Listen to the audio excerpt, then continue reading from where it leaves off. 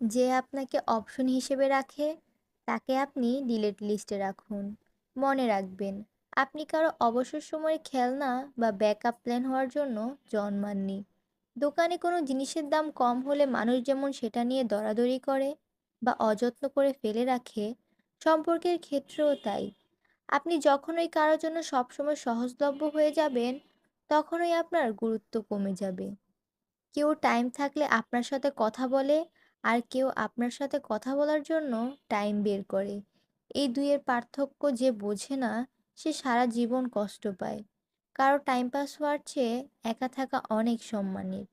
আপনি যদি নিজেকে সস্তা ভাবেন, পৃথিবীও আপনাকে সস্তাই ভাববে।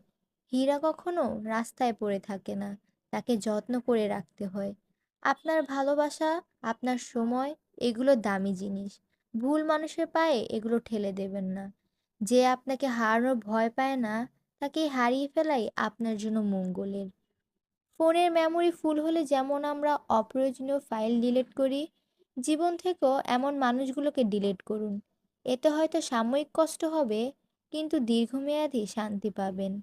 লাইফটা খুব ছোট, সেটাকে এমন কারোর জন্য নষ্ট করবেন না যার কাছে আপনার কোনো মূল্য নেই।